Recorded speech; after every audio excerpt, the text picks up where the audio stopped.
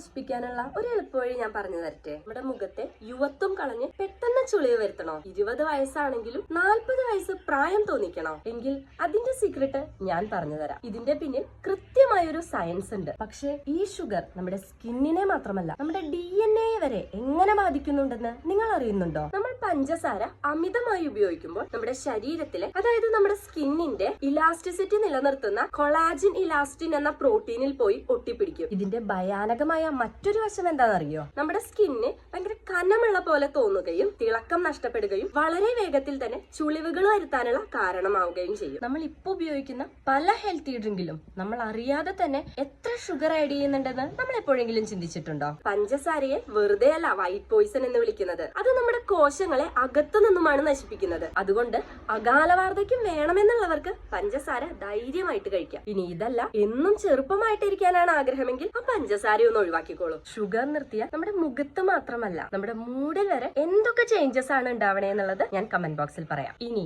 നിങ്ങൾ ഡെയിലി എത്ര sugar use ചെയ്യുന്നുണ്ട്?